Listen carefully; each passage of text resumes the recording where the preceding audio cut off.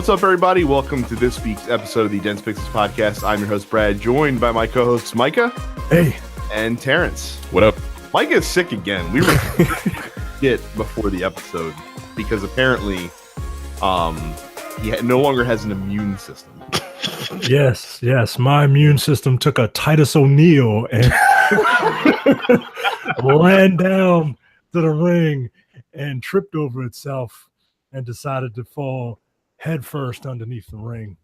That's embarrassing. I mean, that's just insane. My immune system has also diminished in the past couple of years, but I blame that on having a child who now brings the germs of other children home with him on a consistent basis. Now I'm getting attacked on like multiple fronts. Well, I got it at the hospital where children things happen. So and sick people. Well, actually, not sick people at there, but no, not sick people there. No, not at all. But yeah, people take a lot of money from you. Yeah. But Micah, like I said, he's gonna sound like ass for the entire podcast, as apparently. So listen, we're not going to talk a lot about God of War. Both of you guys, I think, have beaten the game. Yep. Yeah. I have not. And like I said, I think God of War deserves its own separate special podcast that we'll end up doing eventually. Yeah. Yes, it does. It definitely does. Yeah. But I did I finally picked up Nier Automata or whatever. Automata. Another PlayStation 4 game. Well, it is your preferred system, so I mean it's the reason that you would buy more games for it. Anyway, as I was saying, I picked because I've been wanting to play the goddamn game for months, but I didn't feel like paying full price for it. So I just went online yesterday and was like, hey, it's 50% off. I was like, oh shit. It's $29.99. So I was like, okay, fuck it, I'll go ahead and download it. It's my kind of game. That's it.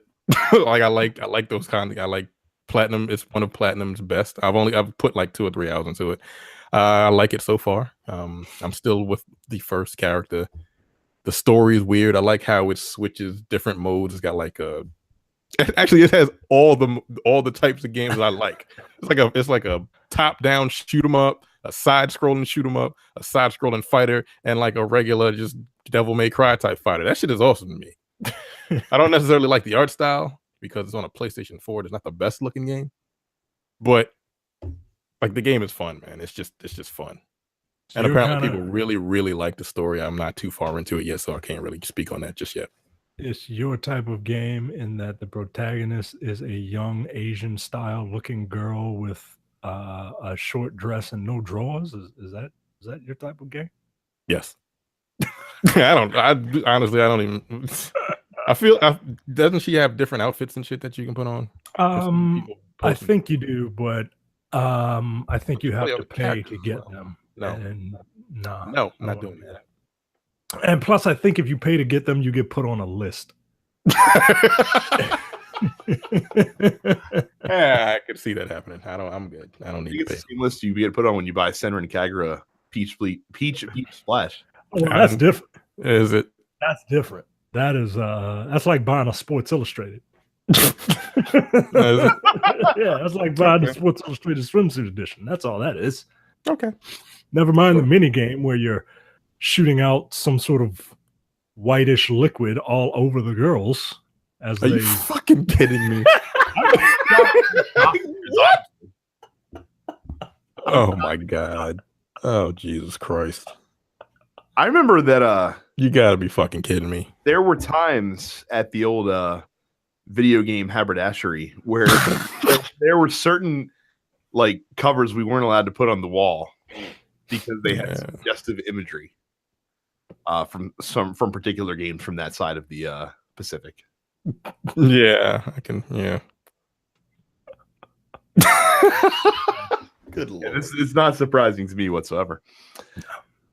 Micah, you did not get a chance to speak on Yakuza 6 last week because we were too busy talking about God of War for half an hour. So yeah, I played a little bit of it. I'm not too far into it. I just started getting back into it, and it is Kazuma Kiryu is an old man now. He's like 50 now, which is this series is kind of amazing. Like it starts off with, canonically with Zero and him being in his 20s, and now the 6th game he's 50.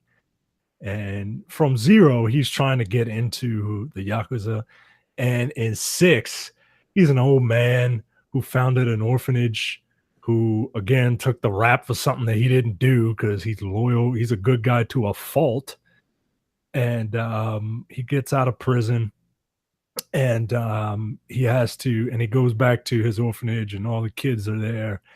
And his surrogate daughter, who you met in the first Yakuza game, who has grown up to be a Japanese idol, she has gone missing. So he goes to this town that he's always getting sucked back into and finds out that she was hit. She was involved in a hit and run. And now he finds out that his surrogate daughter had a baby.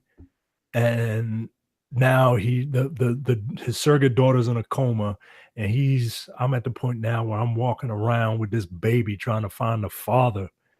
And it's a weird series, but I love it. It's that weird type of, like, when you think of weird Japanese stuff, like that's this game. I don't like the combat system. I don't think it's as robust as the previous entries. I'm going to compare a lot of this to Yakuza 0 because I absolutely love Yakuza 0. It's my favorite. And that had a little more variety in the combat. Some New Japan Pro wrestlers are in it just randomly as, like, gang leaders. Like, they're not like the wrestlers, they're just the likenesses and I think the voices. And it's weird, man, but it's my answer to Shenmue. You know what? I don't need a Shenmue to come out anymore. It ain't coming out. Right. One, because it's not coming out. And 2, because I got all these Yakuza games, and they're going to remaster Yakuza 2.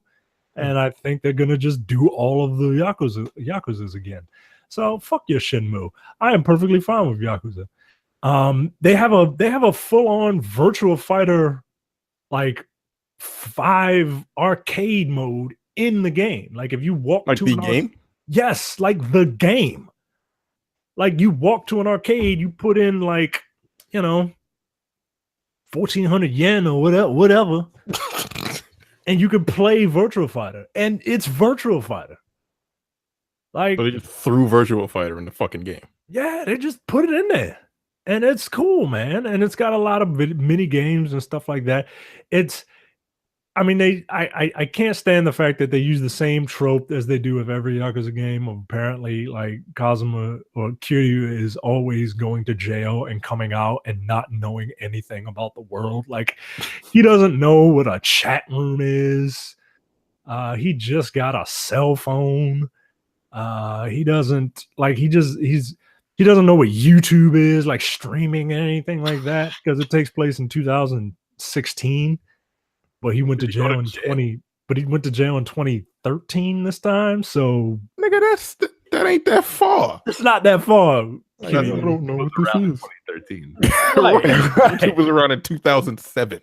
Right. But he's 50 also. So it was like, what the motor? Like, I don't know. I don't know what this shit is, but yeah, man, I like it. I like it a lot. So I can't wait to get back into it. This is how early I am for people who have played it. I just went to the second town to look for this baby's daddy, and I got into a fight at a baseball game. It's just random, just some gangsters playing baseball. somebody needed an extra man because somebody copped out because he was sick.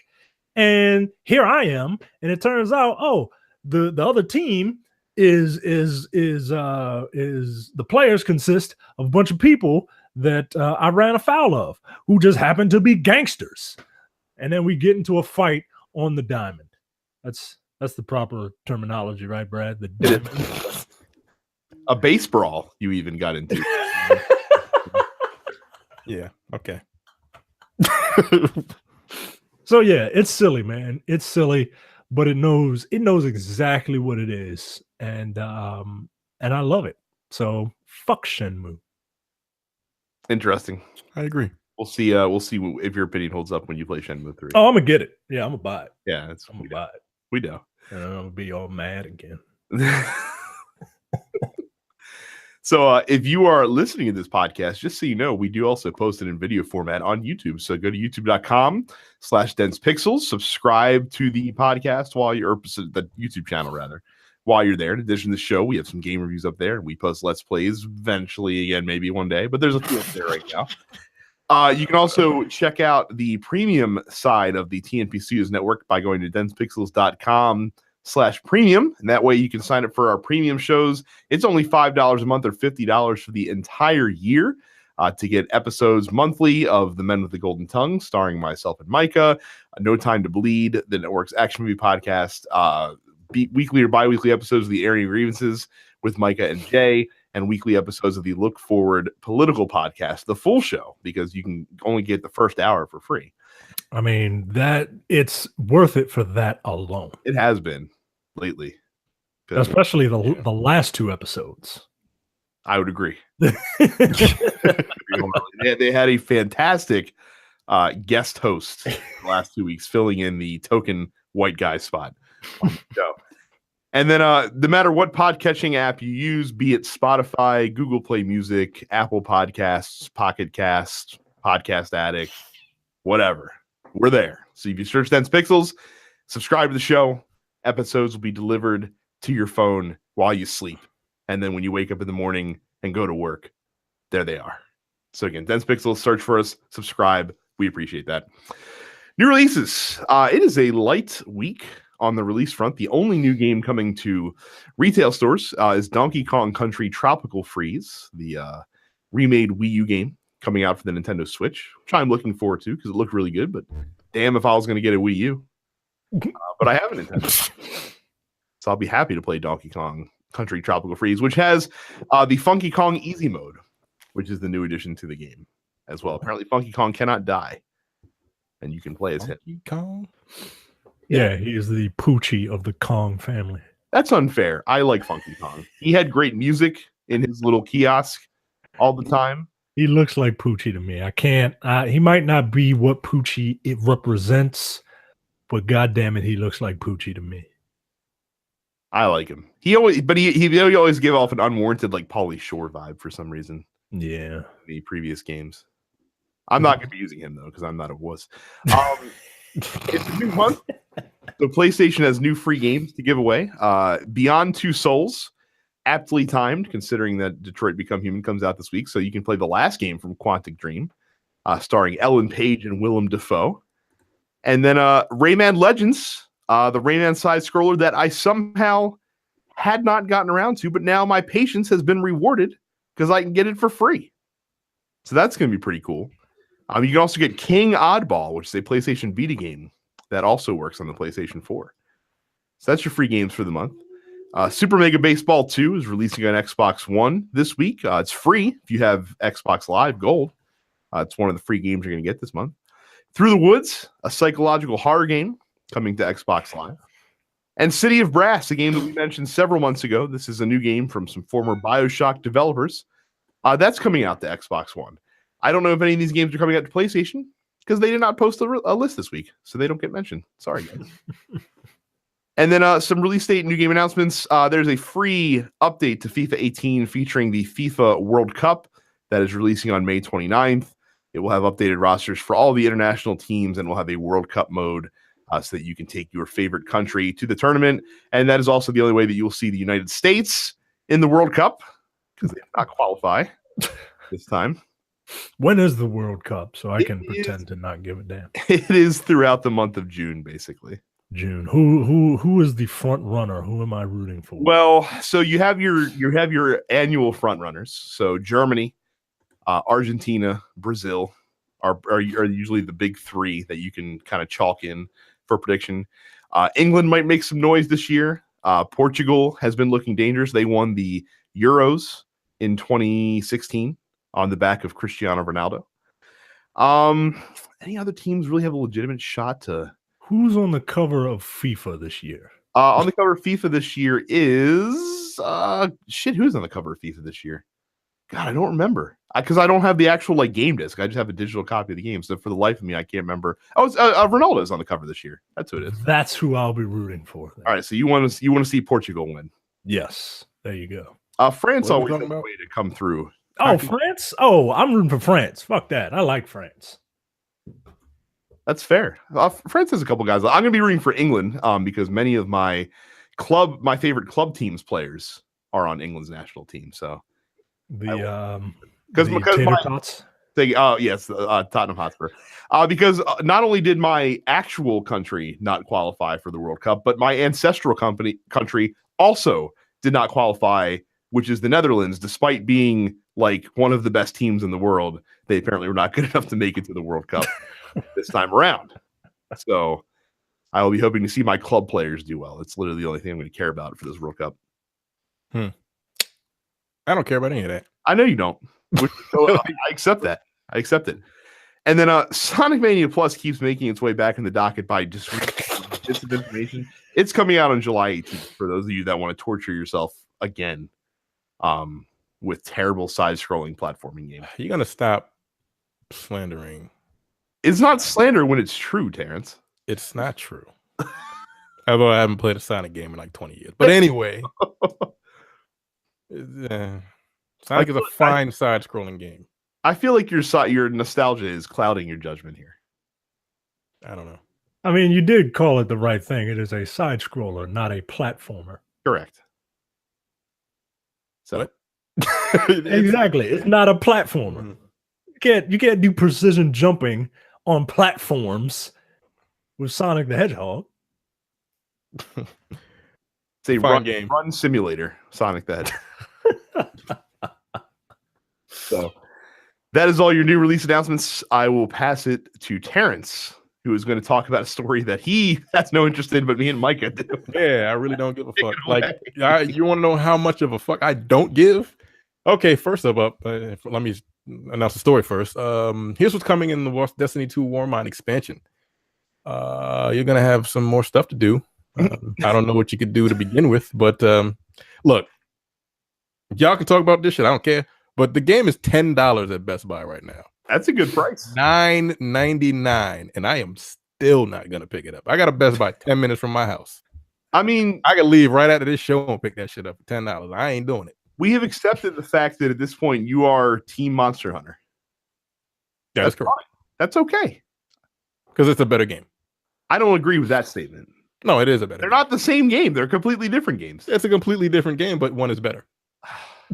I don't see what the argument is here. They offer vastly different experiences. Do they?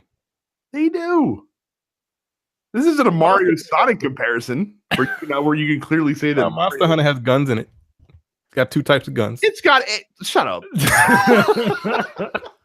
And you hunt stuff. And you level up. And you get better gear. And you can actually get the gear because you can get the gear you want by defeating the monsters you want.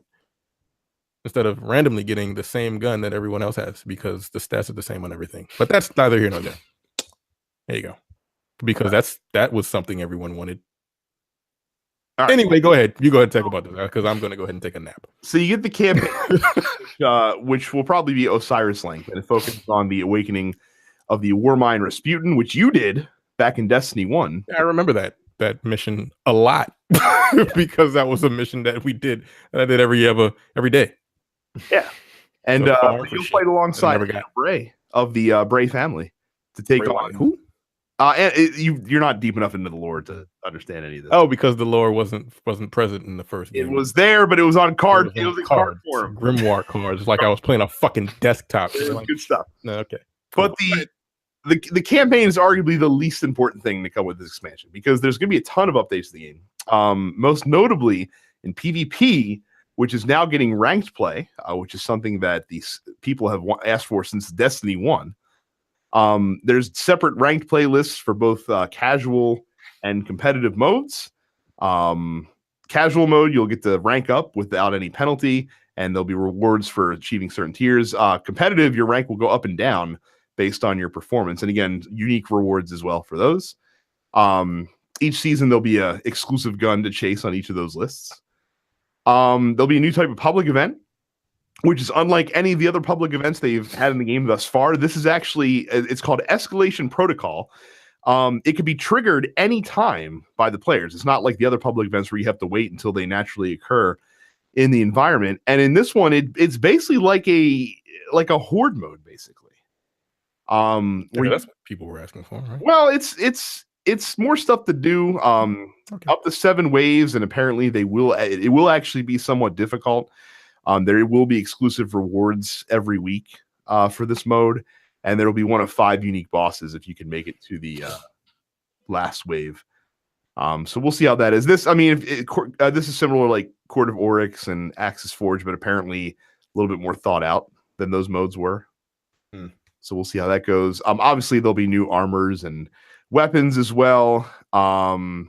Let's see. You can get other public event rewards and Escalation Protocol as well. They're buffing a shitload of exotics to the game as well to actually make them unique and stand out a little bit more and make them awesome. And the improvements that I've heard about on the guns that they are buffing sound pretty cool. And they make weapons that I kind of liked in the first place even better and more fun to use. Micah, did you have any questions about any of those exotics? I don't know if you've been keeping up. I haven't been keeping up as I should have. Is that pulse rifle with that explodes the target on a headshot or some shit like that? Did they buff that? Because... you're thinking about the Graviton Lance. Yeah. They did actually. So instead of a 3-shot pulse now, it's actually a 2-shot pulse. And if you trigger the special effect, so what it used to be is if you headshotted an enemy, this like gravity ball would like fall out of their skull and explode, but it wasn't very good because it didn't do a lot of damage, and it usually fell too far away to damage enemies that were in a pile. Well, now what happens is the enemy that gets killed elevates into the air, and he does like a mini Nova bomb basically that will also send out like void projectiles to other enemies around him as well, and it does a lot more damage. Good, because I've always thought that gun was kind of cool. It had a great sound. It just didn't, it had a great gimmick. It just didn't, like the explosion wasn't like what I thought it would be. What exotics do I use? Is it just exotic guns, or are they exotic? Just guns. Just guns? Yeah. I don't use too many exotic guns. Are you a Hardlight fan? Because Hardlight's about to get I do like Hardlight. Yeah. So now Hardlight's getting the Borealis effect, where you can switch the element on the fly instead of having to go. Yes, thank you, Jesus Christ. And the ricochet rounds are going to do double damage now. Yo, all right. I'm gonna have to hop back in just to fuck around with that thing. So that's going to be cool. Skyburner's Oath is getting a huge buff, making that gun actually somewhat useful. Fighting Lion's getting buffed again. Crimson's getting buffed. There's one grenade launcher that shoots out insects that track your...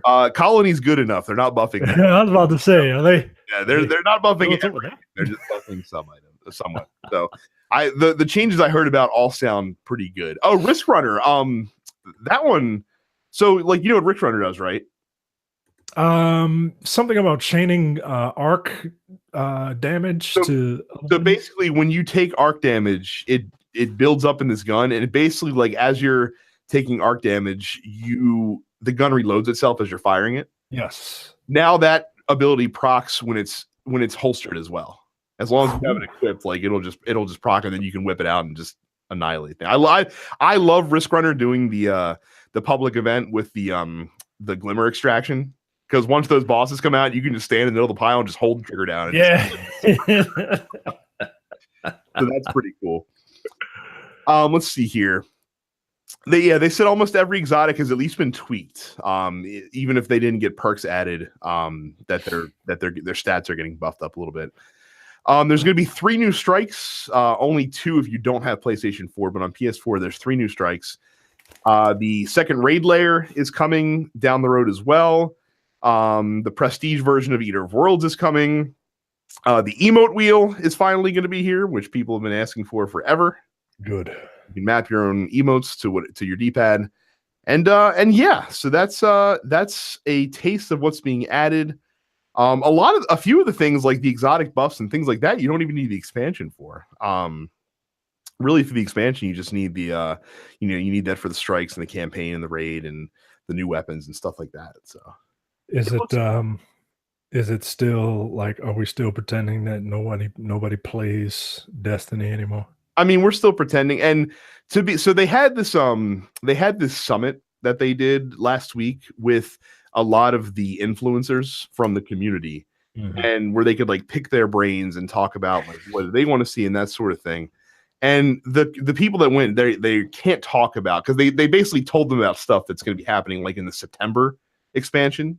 So they're NDA'd, they can't talk about that stuff. But what they're saying is that like Warmind will be good and all the changes are positive, but it's not going to bring back like a lot of lapsed players. Like you might see a surge for a couple weeks and then it might, kind of dip off again. But they said in September, that's what you want to look out for, because that's when a lot of the community feedback that they've been getting for the last several months can actually be truly implemented. And they said that one's looking pretty exciting. Okay. To bring back the community, as I predicted. So last one, is the Sunshot getting anything? I don't think so, because that's pretty good as it is. Yeah, I didn't think so, because that's usually my go-to for a hand cannon. But hey, never know. Apparently Crimson's getting much better, because that was a lot of people were looking like they like that gun, but it was like too low of an ammo reserve. Useful, and apparently like that's getting buffed up, and they're changing something else with it as well. So. All right. That sounds good. It looks solid. Yeah, I'll always jump back into it if there's something new to play on it, And then Destiny is one of those games where it's just like, all right, it's there if I need to veg out. You know what I mean? Like I had no desire to complete the Osiris campaign on my other 2 characters, but it's there if I need it. Oh, and Iron Banner apparently is this week again. They're running it again. It's the last chance to get your season 2 rewards. So I guess I gotta. The only thing I don't have is that stupid chest. That stupid chest ornament. Like it's such a pain in the ass. Yeah, I'm not even worried about that chest ornament. Yeah, I got the armor set. I got almost all the ornaments. I'm okay. Yeah. So yeah, that's your Destiny update. Excellent. Okay. Oh man, I really stuck to my guns, didn't I? Well, no, because you didn't go to sleep. Oh well, you're right. I was busy looking at pictures of stuff. Next up, Microsoft is allowing Xbox players to link their live and Discord accounts while they play nothing. But peace. Like, look, I'm sorry, yo. They're really making me angry. Oh my god, they're bothered. They're pissing me off. Anyway, I've never used Discord. It's a PC thing, isn't it? You can use it on your phones as well, I think. Oh, okay. Connect with friends. Connecting. I'm gonna go read a little bit of this article. Connecting with friends is such a big part of why people game and also to play games. Gamers all over the world use and love Discord to easily chat and connect with friends while they game. In the coming weeks, this collaboration will make it easier for gamers to choose to do just that. Make it easier to connect and see what friends are playing across console and PC. Huh. So basically, Microsoft. What the fuck, yeah. I mean, it's funny they're forward thinking when they're so far deep in the hole that it really doesn't matter. Like, okay, you can connect with PC brethren. Okay, you can see that. You can see on your Xbox One as well, apparently. So, and do what? Chat.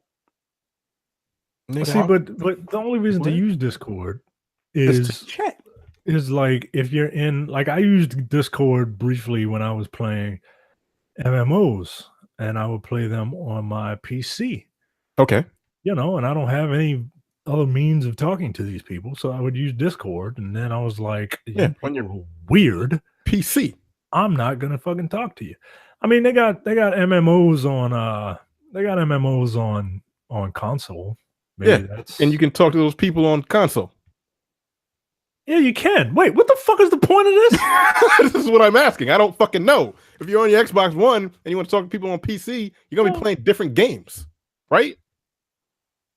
I don't get it. This is stupid. Fuck you, Microsoft. God damn it, y'all getting my motherfucking nerves, yo. It don't make any sense. What's the point? What is the goddamn point? I get chat on Discord instead? Instead of Xbox Live? I guess. Yo, go to headlines, yo. I have to. It doesn't even make sense. I don't get it. I read it. I still don't fucking understand it. I feel like we're on the outside with Discord because none of us really use it. I don't know. I feel like we're in the. I don't want to say minority, but I feel like we're not with it because I think a lot. I'm not hip to Discord. Hold on. Let me read a little bit more, just so maybe there's something that I'm missing that I don't get. As an Xbox Insider starting soon, in the preview, we'll also have no. Okay, that's telling you how to do it. After I think this is one of those like connect with one another online. Our age is showing. States. Yeah. No, I don't think so. No, I don't believe that's the case. You know, this is basically just so you can talk to people playing other systems or playing a PC. That's it. What the fuck, yo? I don't know, man. I don't know. Xbox Live has a perfectly fine. All right, that's cool. Do you chat? Do you like type? Is that what you do? No. Like I know, my sister uses Discord, but she's a PC gamer, and it's like they don't really have like a network. They don't have like an Xbox Live type thing, so they use fucking Discord, so they can talk to each other. You don't need that for Xbox One. Well, you need it if you want to talk. If you want to talk to somebody that's playing fucking. Okay, I don't care anymore. Whatever. Click. I'm done. I don't get it. I don't understand. I don't fucking get it. I got a goddamn Xbox One sitting there. I can't fucking play it because ain't nothing on the bitch. And they're gonna bring Discord out so I can talk to my sister on the PC. What the fuck? There you go. So it's bringing families together. That shit makes me mad, yo. It makes me really upset. Like they're just all kinds of other just ancillary shit that they're doing instead of putting fucking games on the most powerful console that's ever been released. They ain't putting nothing on the motherfucker. Gears of War 4. Is it the most powerful console ever released? Console, yeah. Is it? It's one of those. If a tree falls in the woods and no one's around to hear it. Well, you know what? You might be right because they haven't put anything on the motherfucker to prove it. I just played God of War 4, and that shit ain't nothing on the Xbox One that looks like. I mean, granted, Gears of War 4 looks amazing. It looks fucking amazing, but it ain't get a God of War 4. The president is 6'5", 230. If no one's around to take his measurements. I can't believe this slander that's coming from the parents about Xbox One. Have you seen the water in Sea of Thieves? I will punch you in the throat. Do you think that rendered on a normal Xbox One in that fashion? Yeah, because I played it on a normal Xbox One, and it would look perfectly fine. Wasn't running at 60 frames though. I would really like to see Sea of Thieves running at 60 frames per second on 4K television. That shit would probably blow my mind. I doubt it. How can't Sea of Thieves run at 60 frames a second? How can't Sea of Thieves run at 60 frames? It wasn't on the Xbox One. Really? And I don't even know how because that thing ain't got shit in the motherfucker. It's water and like very barren land. That water must take some serious computing. Yeah, I guess so.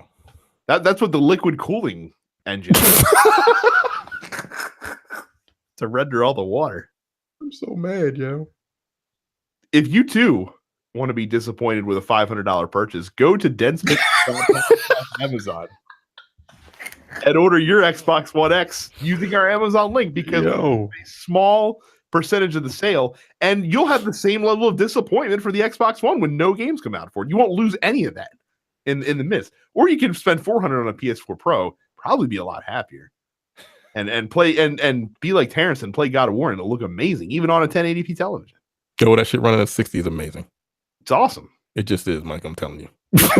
I know. You don't have a 4K television. I also don't have $400 either. Hey, you could have paid $250 last weekend. I'm just saying. Just saying. I might get one. I'm sure that PS4 is in good condition. I think it's still like $150. I might get one without that boost. Yeah, I might get one. Maybe you can get the Spider-Man PS4 Pro. What does that look like? I don't know. I'm sure they'll put one out. It probably won't look all that great if it's going to be Spider-Man themed. Maybe red with Spider-Man logo. That'd probably be red, blue with a bunch of fucking jizz all over. Like, that's not something I probably want. No, that's probably really ugly. But what he said, when you do get that, you go to densepixels.com/Amazon to buy it. Use our link. Give us money. Fucking Discord for goddamn Xbox. What the fuck is the point? I swear, yo, that shit don't make any goddamn sense. Top stories. Hot on the heels of the Netherlands declaring loot boxes are gambling and therefore illegal, the Belgian Gaming Commission looked at Star Wars Battlefront 2, FIFA 18, Overwatch, and Counter-Strike Global Offensive and found that only Star Wars was not in violation of the country's gambling legislation. And that's only because EA stripped it out of the game. Right. I was about to say, whoa, hold up. If anything, it was that one in particular. Like Overwatch, no. That's not, they don't have, they do have loot boxes. They do have loot boxes, but. And like if you buy them, you have a higher chance of getting all the shit anyway. Like Johnny. And they go pay like $20 and got everything. That's like committing a crime. No, that's like doing dirt your whole life on your deathbed, being saved and born again, and then getting into heaven. Like, what the fuck? You the one that did all the dirt. Meanwhile, your buddies FIFA and Overwatch and Counter-Strike, they over there rotting in hell. Right. Is that true that if you pay, you get better odds on rare items for the Overwatch? Is that like a published fact? I don't know, but he paid like $20 for a bunch of boxes and he unlocked all the goddamn costumes. That'd be a serious issue. So yeah, I think that I don't know. Because it takes a lot to level up to get like a box every level. That shit is a pain in the balls after a certain amount. Like once you hit like level 100, nah. A statement from Minister of Justice Cohen Geens said that FIFA 18, Overwatch, and Counter-Strike Global Offensive were therefore illegal and demanded their loot boxes be removed. If they're not, the publishers, quote, risk a prison sentence of up to 5 years and a fine of up to 800,000 euro. They need to calm the fuck down. That's ridiculous. 800,000 euro is $966,329.60 in real money. So $1 million. Fuck out of here! Like, hey, I'm pretty sure it would be like, you want to just fine us like 5 times that, and we'll call it even instead. Fuck you. And they'll be like, yeah, that sounds crazy, but okay. And then EA be like, let me pull out my wallet. Here you go. And then just like, fuck off. Well, the Minister of Justice said that if a minor is involved in the transaction of loot boxes, the fines could be doubled. Well, first of all, if your minor is involved in that loot box, you need to parent your children better. Why do they have your credit card? Why do they have it? It's a fair question. Just snatch that shit out of your fucking wallet? No. Well, they are very protective of children in Belgium. The minister said, it is often children who come into contact with such systems, and we cannot allow that. Given the importance of the protection of minors and vulnerable players, this was very worrying. So here's a statement from EA. Quote, we strongly believe that our games are developed and implemented ethically and lawfully around the world and take those responsibilities very seriously. We care deeply that our players are having fun and a fair experience in all of our games and take great care to ensure each game is marketed responsibly, including in compliance with regional rating standards. We welcome the dialogue with Minister Geens on these topics, as we do not agree that our games can be considered any form of gambling. Corporate speak, corporate speak, corporate speak. End quote. Implemented ethically? No. Lawfully? Yeah. Like, they're not breaking a law. Apparently they are now. Yeah, I mean, we don't know what Belgium laws are. Yeah, that shit is wild. Yeah. So what do you think? So what do you think is going to happen? Like, because they're not just going to. I don't even think it's technologically possible to just strip out. Well, I guess you could block the access of games in Belgium and the Netherlands from being able to purchase these loot boxes with real money in those countries. I guess you could do that. Obviously you can't strip it out of the game. Yeah, you would either, like you said, it would be denied at the storefront. You know what I mean? Like when you I want to buy this, and then it boots up the store or whatever, and it's just like, nah, yo, we see where this IP address is coming from. Get out of here. Or, drastically, and I don't think they would do this, but just don't ship games over there. Well, they can't control that. I mean, if it on a digital storefront. Yeah. Yeah. You can block. I mean, yeah. So yeah, block a whole country's fucking like. I mean, it's not unheard of. Australia. Yeah. There's a whole goddamn continent that can't play certain games. I think it's probably easier to restrict it from a continent than it is from one, And especially it gets tricky because you have the whole EU thing to consider because they're both part of that and everything else. I don't know because I feel like if they obviously they're going to have to do something. And I feel like if they restrict from actual purchases, hardcore, and I'm just thinking of FIFA in general, hardcore players in those countries are going to be pissed because they want to be able to throw money at these things and get players and have competitive teams. Like if you make it so that the only way you can get packs is by grinding in-game credits, that ain't gonna be too fun. Yeah. I mean, if you're serious about FIFA. What about the option of making credits easier to obtain? But then they have to do it for everybody. You can't just change distribution rates for one local locality. Yeah. That's what I'm saying. Do it for everybody in the next year. They ain't giving away that however many millions of dollars it is from the extra revenue they're making from Ultimate Team. You kidding? So wait a minute. Hold on. I'd be like, find us whatever you want. I don't care.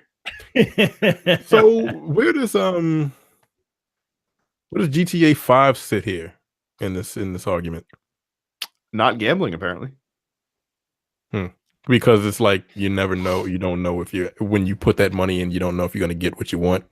Is that the whole premise? That is the entire argument. Because in GTA 5, it's not a loot box. It's just money, right? They're just spending fucking real money to get fake money for a game. Wow. Yeah. And Take-Two's like, haha, we're going to just make our money and be rich. $6 billion. Yep. Red Dead Redemption 2. Red Dead Redemption too late, motherfucker. We ain't bringing this shit out. We ain't bringing this shit out until you stop buying games shark cards. Yeah, like what the fuck? Yo, that's crazy. I can't. That's insane to me, man. Like, granted, once you get all of that shit, it gets like if you haven't put real money into GTA 5, ain't no point. There's legitimately no fucking point in playing that game. Because niggas running around with tanks and fucking yachts and shit. You're like, I gotta it's Cavalier. I do like Micah's point though, how Star Wars Battlefront 2 was actually the one it's the one that started ran the building before telling everyone that the bomb was about to go off. I booted up GTA a couple of weeks ago just to see what the hubbub is about GTA Online. That was the most boring thing I've ever played in my entire life. I don't get it. When it first came out, that shit was awesome, man. Like, it's just like two people riding around in their cars acting like assholes. Yeah. And it's just like what am I doing? And there's so much just like blink, blink, blink, blink, blink, blink, blink, blink. Like just so much shit going on. God damn, I hate getting old, man. I jumped on there a couple months back myself. And again, and I had like $2 million in my account. So I was like, hey, I'm going to go ahead and buy this bunker, which was like $1 million. And then I was like, you got to put $1 million to become a CEO. I'm like, well, I just wasted all my money on the bunker. Well, what the fuck? I can't do anything with this. Click, suck my ass. Like, this is stupid. Like, the game is, you have to put money into it. Or you just got to spend 1,000 hours getting enough money before you can do anything fun. Like all of that, like Smugglers Run, and you're like a CEO of your own corporation, and you got yachts and tanks and boats and helicopters. Yeah, that shit costs like $4 million for like a boat. Like, you know how long it takes to get $4 million just playing that game? Nah, yo, that shit ain't fun. I am not looking forward to when life imitates art and a boat will literally cost $4 million. I'm just laughing because I'm trying to think like what EA can do, and I think I figured out. And I keep going back to FIFA because I want to know. And Overwatch really isn't as big of a deal. Yeah, Overwatch. I wouldn't even. That's kind of weird that they threw Overwatch in there under the bus like that. That's kind of fucked up. EA's got to look at Take-Two and look at the GTA model. They're like, they're really doing some good stuff over there. They're making a fuckload of money. So here's what you do: no more packs, just coins. Well, no, you keep the packs because you can use coins to buy the packs. But you just let people buy their FIFA tokens that they can then use to bid on cards and auctions. But you do it at a exchange rate that still, if you want to get like that Ronaldo or that Messi, you still probably have to pay like $50 to get that one card. That's what Take-Two does with their sports games, right? Like you have to buy like points, and then you use those points to put into what you actually. It's not like they don't do. You might get this. It's like, no, you pay for this, and this is what you're going to get. And then you have like real, because then basically you'll have real life eBay essentially in FIFA, where you're bidding with real money to get these players. Except that the only people seeing the money is EA. That's what's going to happen. This is what you all asked for. If you don't use it, if you don't use it, it's already like they already got your money. Yeah, it's just if it's just sitting there, it's like, okay, whatever. You paid for it, nigga. Like, it's gonna happen, and this is what you all invited into your homes because you're like, I don't like random chance. It really sucks. We open a pack of cards and not get a player that I wanted. Cool. Here, get your Messi. Give me $60. Oh, motherfucking building down. But like I said, you asked for it. I don't need to play FIFA for this shit. I play FIFA in months. You pissed me off. Yeah, you rubbed me the wrong way. Oh man, about that shit. I am Terrencing EA. You know, see how good that feels to be able to just do that, to be obstinate until Anthem comes out, and then I'll have to get that. Even when Anthem comes out, look. I'm telling you right now, if Anthem comes out and it's on some bullshit, nope. If they're like, hey. I really don't want it to. Me and Micah have to experience that together. We owe it to ourselves as BioWare fans. Okay. To support that game, at least at first. Unless it, like you said, unless it's on some bullshit, and then it's out of here. Yeah. Feels good to be able to stick to your guns. I didn't even like Burnout Paradise came out. I was like, nope. Moving on. Point. What was it? That shit was what, like $50? Yeah, now fuck that. Yeah, $40, man. Still. I'll play that game enough times to know what it is. Like I don't need to play it again. One Johnny Belfield got a platinum trophy in that game. We're all or 2,000 achievement points, whatever. Whichever, damn, dude. What the fuck? Choose. No, not me. Speaking of not me, Nintendo president Tatsumi Kimishima says, "Not me. I'm not going to be president anymore." And he's stepping down. He's stepping down in June. The Kimishima will retire from office June 28th, pending shareholder approval. At that time, his replacement will assume the title of representative director and president. That person is Shuntaro Furukawa, who currently runs Nintendo's global marketing department. What's most interesting about naming Furukawa is Kimishima. God, these names. I'm so ignorant. As the dude's successor is his age. Furukawa was born in 1972. He will be 46 when he begins his job as president. That is a significant difference from Kimishima, who turned 68 earlier this month. At 46, Furukawa will be much closer in age to Iwata-san, the longtime president and CEO who died in July of 2015 after more than a decade as Nintendo's head. While Iwata was 55 when he died, the beloved company head assumed office the year of his 43rd birthday. With his youth, he brought a special kind of energy to Nintendo, where he was its first new head for more than 50 years. So it seems that they are learning from what worked. You got to get young blood in here. Old ass 70-year-old niggas talking about some games. Like, nah, dude. I remember when he stepped up after Iwata passed away. This was always the plan, right? Like he was always supposed to be a caretaker president. Like he was just a stopgap. Basically, he was there to keep the company rolling the same direction. And I think if I recall correctly, they had two guys that they were looking at to kind of groom for the position. And I think Furukawa was one of them, if I recall. This was 2 years ago, so it's hard to remember the exact details. But I remember this being the plan, so this did not come as a surprise to me.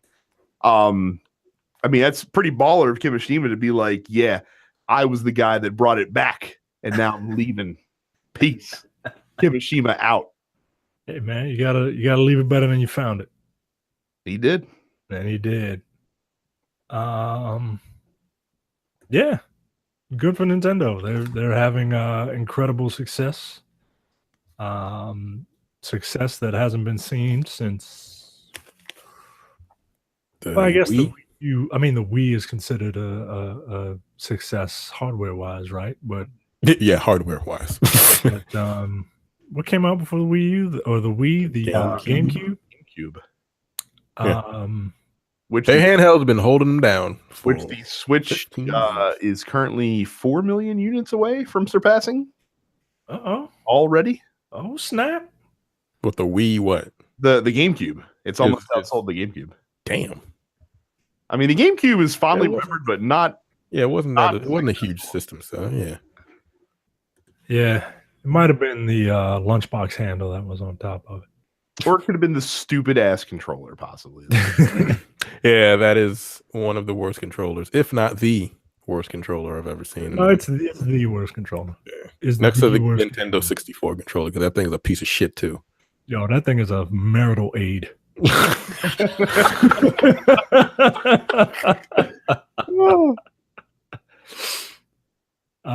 So yeah, congratulations to Furukawa-san. Shuntaro sounds like Mortal Kombat villain. Moving on. First party titles still dominating sales on Nintendo hardware, as equity analyst Michael Pachter, sorry. I'm sick. Okay. I've been sick for the last 100 some odd shows. He tweeted, interesting Nintendo factoid from supplementary sidelines. First party Nintendo titles comprised 85.3% of software sales in fiscal year 18, down slightly from 87% the prior year. Notwithstanding hundreds of third-party titles, first party continues to dominate. Okay. So again, they are Nintendo is seeing success that I haven't recognized since the Nintendo 64. So this is when I saw this, I was a little surprised and a little concerned, because if you recall, the Wii, like we mentioned, the Wii was wildly successful from a hardware standpoint. But the problem is that Nintendo was the only ones making any money from the console because the software sale rate was terrible. And when people did buy games, they were typically Nintendo's games, despite the fact that there were hundreds upon hundreds of third-party titles that came out on the console. And it's one of the things that caused third-party developers to back away from Nintendo, especially when the Wii U released. And it's one of the things that doomed that system to failure, arguably before it even came out, because of the lack of third-party support that it had. Now, everyone is flocking back to the Switch because the Switch is doing very well right now. But if games won't sell on this console, how long do we think third parties are going to stick around? Do we think we're going to see a repeat of what happened with the Wii? Yeah, what third party games do you have on your Switch? Are you counting digital downloads? Yeah. Okay, because I've got a few of those. I have Oceanhorn. I have Shovel Knight. Those are games that came out like 2 and 3 years ago. I have Lego City Undercover, but that's my wife's. Yeah, that's it's not good. all I'm thinking about right now. I have Puyo Puyo Tetris as well. Does Bayonetta 1 and 2 count as third party games? No, they do not. And I don't have any. That's it. I will. I just pre-ordered. How do they not count as third party? Because Nintendo publishes them. Yeah, that's right. Not They one. do. They do now. Yeah, they do. I just pre-ordered the 30th anniversary of Street Fighter. Oh, I have that reserved On the Switch? Yeah. I have it pre-ordered on the Switch and the PS4 because Yeah, I'm not that crazy. okay. I'm not. Street Fighter 5 for the PS4 and Street Fighter Other for the Switch. Okay. Yeah, we'll see. I have a little Street Fighter folder created for when I download that game, and I'll have the 3 Street Fighter games in there. The 30 years of Street Fighter, and then Street Fighter 4, which I have, and then Street Fighter 5. Bam. Bam. Okay. But so it's concerning, right? Because it's so far. I mean, while the extra third party support is good, and people are certainly encouraged about that, people ain't buying the games apparently. Yeah. I don't know, man.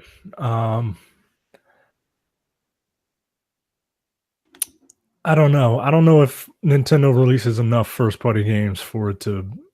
Well, I guess they're doing the same thing they did with the Wii, right? Like everybody's got this thing because they marketed the hell out of it. But I haven't quite seen a lot of shovelware. Now maybe it's because I don't work in the retail industry anymore. There's not a lot of shovelware. I will say that. That's the one thing that's different is that there's not a lot of bullshit.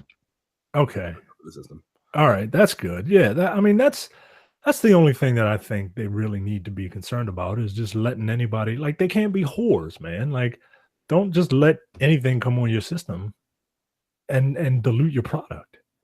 And you gotta give people what they want in a reasonable fashion. I'm not saying I need a Mario game every year, and I think what they're doing with the rollout with their big money makers is pretty decent. But and apparently, they have a couple of good games. Like, I still want to get that golf game. Mm-hmm. Like, I think I still have a couple credits left from when I pre-ordered Street Fighter. If it's like under $10, I'll get that golf game. Oh, the RPG one? Yeah. I heard it's good. Yeah, I heard it's good. So I'll get that golf game and see what it's about just to boot my Switch up. But yeah, I don't know, man. What do you think? Well, I'll ask both of you. Do you think that Nintendo has a responsibility to make sure that third parties are successful in the console? The responsibility to do so? Because I feel like PlayStation and Microsoft do make the effort to prop up other games. Does Microsoft? I feel like they were heavily promoting Assassin's Creed. Oh yeah, because they were heavily promoting that because they came up with a new system that was the most powerful system ever right, made. but they also And that was had the exclusivity. the only game they have on it. What? Yeah, they did have that. That's true. You're right. They do. They don't have it anymore? No, it's on both. No, they don't. It was always a Because time. that's the thing. Yeah. Right. So it's going to be coming out on both systems at the same fucking time. That's funny. But yeah, I don't know if they have the responsibility, but I would think that they would want to. You know what I'm saying? Yeah, like I feel like that's a thing that they would want to do. Like their system is incredibly successful, but if they're all going to just throw out first party games constantly, yeah, all the Super Nintendo heads are going to be like, because that's what they do. Like Nintendo fans are just going to pick up on everything Nintendo. But like, people really like your system. Like, court those fucking third party people. They may not be as powerful as the other game system, but like, come on, yo. People want to play shit on the go, right? They do. I wouldn't say but do you want to play? Do you want to play Doom on the go? No, but I'm not talking about Doom. Like that. Like I think that Bethesda.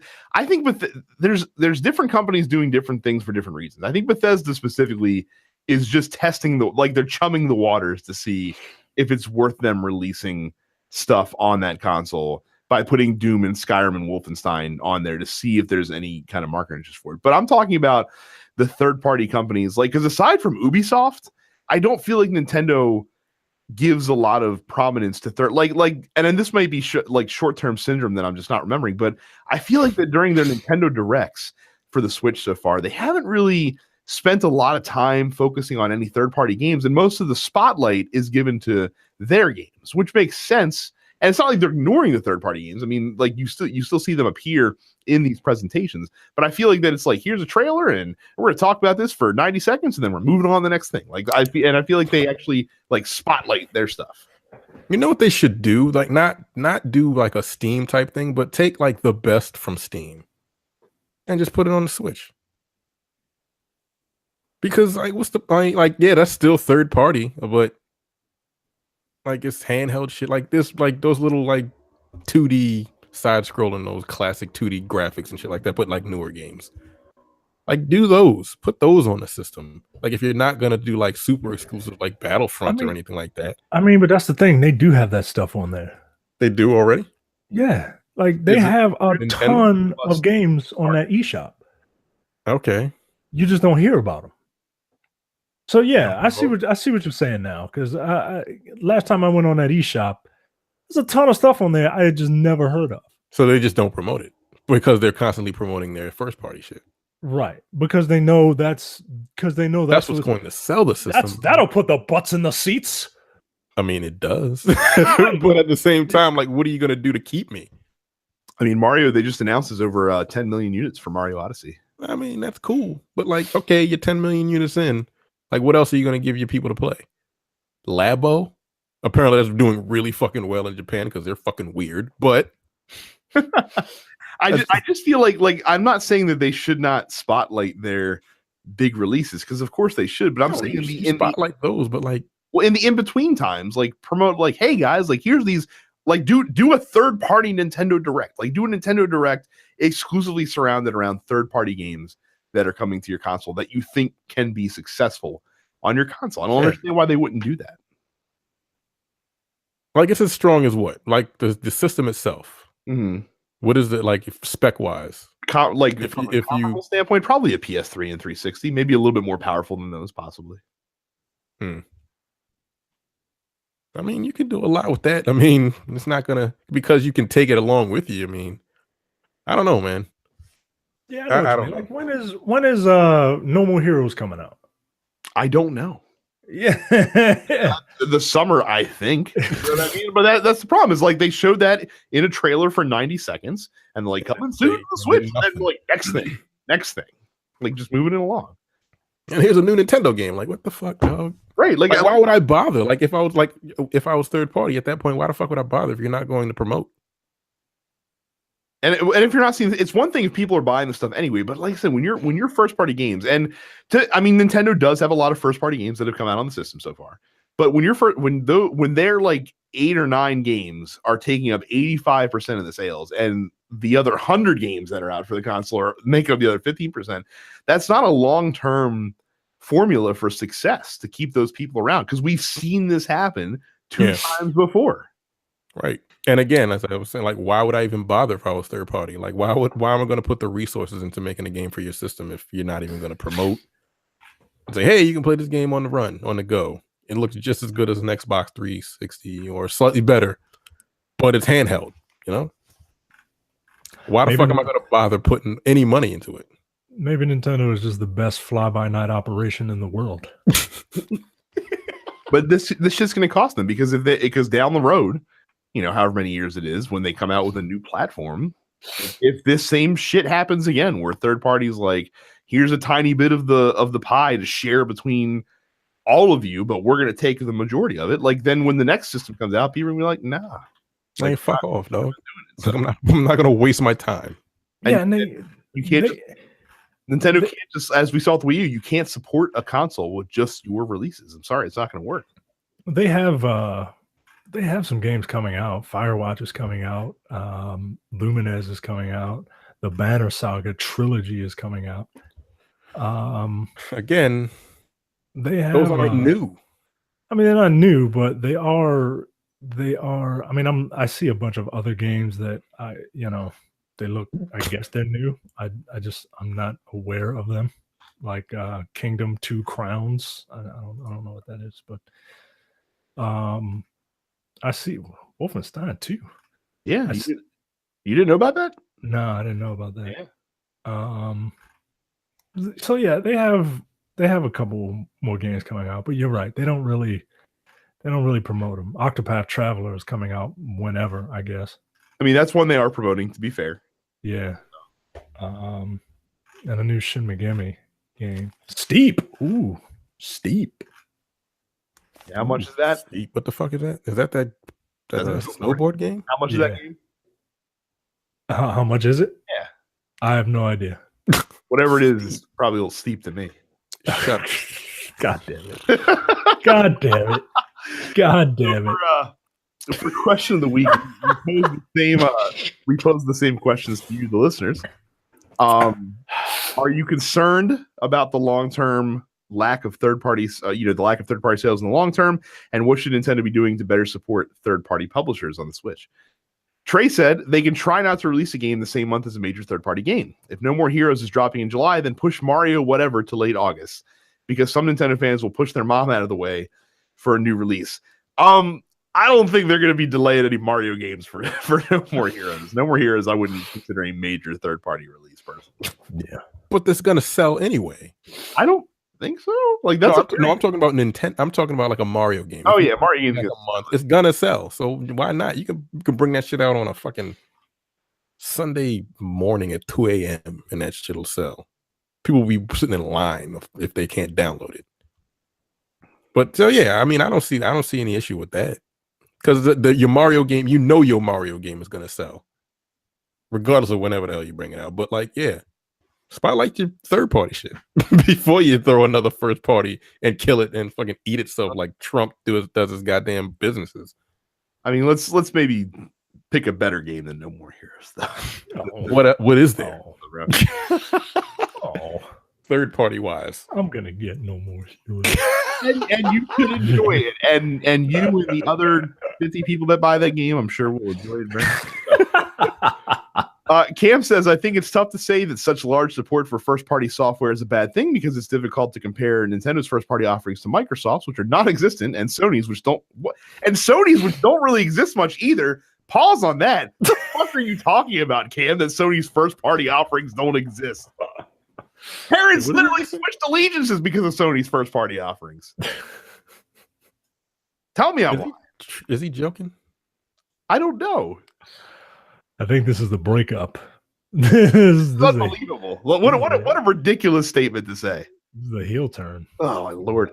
I think that as long as people keep buying Switches, then third-party publishers will be down to give them a chance. What hurt the Wii U so much is that the system itself fucking sucked and nobody wanted it. Well, that's true. And ain't no disagreement there. I can tell you that. Amir says they should do more advertising, because I never know what's coming out or on the Switch. That's also, like we've been talking about, like we don't know what's there. Carrie says, I was interested. I'm of course interested to hear her perspective. I think it'll eventually even itself out. A lot of third-party companies likely came to the Switch a little gun-shy, given the fact that the Wii and Wii U both proved themselves to be virtually pointless for those companies to try and develop for. Nintendo had to really bring their A game for the first year with the one big first-party game after another in order to restore consumer faith in their console division. There's clearly more third-party support in the Switch than there was ever on the Wii U. We've seen large third-party developers and publishers like Bethesda and Ubisoft do things on the Switch they never did on the Wii or Wii U. I largely expect that this year's E3 will bring a slew of third-party Switch software announcements. So an E3 prediction from Carrie. Brandon says partnerships with third parties in developing games using Nintendo's own characters could give third parties higher sales while also expanding Nintendo's own brands. Bring back some old franchises and give them new life. Yeah, that's a trick they've done in the past that's proved successful, is by whoring out their properties to third parties. I mean, shit, Mario & Rabbids is technically a third-party release.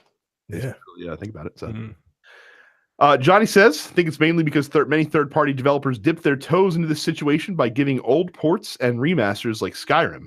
I can't make a judgment until E3 and see what they bring to the table. Jake says, their endless undercuts of third-party games paired with releases of first-party games isn't a help, but this is a main reason as to why I don't own a Switch yet. I've seen exactly what that Wii U was, and I didn't buy it out of principle. And lo and behold, I was right. I don't know where I sit yet on this one, but it's going to take more than one good Zelda game and some weird-ass cardboard robot shit for me to board that.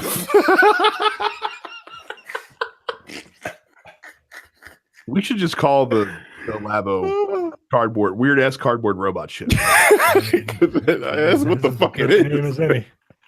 And weird-ass cardboard robot shit. Robot shit is the episode title for this episode. Thank you, Jake. Mark says it's important to note that the hundreds of third-party game releases are majority of indie titles that have been out on PC or other consoles for months or years. Most third-party developers started getting behind the Switch 6 to 8 months ago. I think mostly third-party developers need to not get discouraged by numbers like this. Give it another 12 to 18 months when developers have had time to release big titles at the same time as other consoles rather than months later. Justin says, thus far, almost all third-party titles have been ports of old releases, with the occasional remaster. Developers jumped on the Switch a bit late, so there simply hasn't been enough time to develop something for the console. We'll start to see new games come to the console in the next few years, and things will begin to even themselves out, though first-party titles will always be a very high percentage of sales. Another factor may be that one of the major engines, he can't remember if it's Unity or Unreal, has a lot of trouble working properly on the Switch for whatever reason. Reginald says, be the console adjacent for third-party games like how portable consoles were. For example, Kingdom Hearts 3, PS4 and Xbox One, and Kingdom Hearts 3-ish, but really just DLC for the Switch. You guys think that approach would work very well, putting like weird adjacent games on the console instead of the main releases? No. Yeah, I do. If Nintendo is aware of its place in the pecking order, so to speak, of video game consoles, and they are content with being your number 2 console, I think that's a good idea. One, people who are hardcore fans have a reason to buy a Switch because they will be able to play something that is only for the Switch, even if it's just like a half-assed port with a different plot. Like, to them, it'll feel different and it'll feel new, and it'll be like it's like a trick that they're pulling. I could see that working. The thing about that is, that works fine on a handheld because it's like it's not nearly as powerful as a console. Like this thing is, again, it's not as strong. That's not nearly as powerful as a console. But it's as powerful. It's not that much underpowered than the new ones, right? I mean, it can push out some pretty solid. Damn, really? I mean, it's got to fit in this time. Like Zelda was fucking cool looking, right? And that's the thing. It's all about art style. Nintendo games are always going to look the best because they know exactly what they have in the box. Around okay. Damn, really? Wow. Why the fuck would I buy this goddamn thing? I mean, I've played a little bit of Doom on the Switch, and like it's fine, but given saying, well, you can either play Doom on the Switch or you can play on the PS. I'm never choosing the Switch. If the Switch is my only console choice and I want to play Doom, then sure, like it's fine. But like I said, if I have a choice, I'm like, I'm gonna give the one that's looks better and is cheaper right now because it's been out for 2 years. So Leonardo says, why the fuck does question of the week make me work? Because we want the best answers possible, Leonardo. God damn it. Click on that link and summarize your thoughts. Randy says, Nintendo can do more advertising because you never hear about third-party games, but when any Mario game comes out, it's everywhere. They should also take the route of PlayStation and Microsoft and make a pro version of their system. That is not something that I need. No, thank you. I do not need a Switch Pro anytime ever, honestly. It's gonna piss me off when they come out with the fucking Switch XL. Like that, I'm already fine. It's gonna happen in like a year and a half or 2 years, and it's gonna make me mad. And it's gonna make me madder because I'm gonna buy it because I'm a bitch. But it's gonna piss me off all the same when it happens. Yeah, I don't need that. Shit. I don't need that. And then Aaron wraps it up. Ensure the dev kit is easy enough for them to develop on and increase the third party's percentage by at least 10 on all boards, physical copies, digital downloads, and reduce the amount of the third party needs to contribute for adaptation or creation on their system by 25%. If they make it monetarily feasible, more companies will be willing to try it and they'll profit from it regardless. That was a word salad, but he made me think of something. I remember when the system first came out, and you're still seeing this. For some reason, certain games cost more on the Switch than they do on their other counterparts as well. Like Rocket League, like if you buy the Rocket League Collector's Edition, at least at retail on the Switch, it's $40, but it's $10 cheaper on PlayStation and Xbox. Huh. They wildin', the fuck? Like what? Like really? I got that shit for free. Yeah, apparently, I remember there being some hubbub about this last year. I think Nintendo charges developers like other publishers for the cartridge, for the Switch cartridge. So they roll that into the price basically of the game because obviously the developer is not going to pay that cost out of pocket themselves, take less money. Yeah, that's kind of a bad idea too. I think I totally forgot about that. I wish I had thought about that when we had the discussion earlier. But yeah, so thank you for you guys' responses for question of the week. Look, I think we can agree that Nintendo should be at least a little bit more forward thinking about this because otherwise history is going to repeat itself for the third time. But we'll see. That is our show. If you're not in our fan group, go to densepixels.com/fans. Join today. There's discussions happening every day. It's a good time. We have a lot of fun. Leave us a 5-star review on iTunes. We read on the air if you do. So whatever you want to plug, you can throw it in there and we'll read it because we're fools. Subscribe to the show on any podcatcher that you play with. If you use Twitch, you can find us there as well. The main show channel is Dense Pixels. We are also on there individually. I'm Dense Pixels Brad. Terrence is Apparition 410. Micah is Dense Black Nerd. And Carrie is Suffix Carrie. So that is it for us this week. Thank you very much for listening, and we will talk to you all next week. See you. Take it easy. Watching the Dense Pixels YouTube channel, click the subscribe button while you're here, and make sure you check out our weekly podcast where we discuss the latest gaming news and our impressions on what games we've been playing.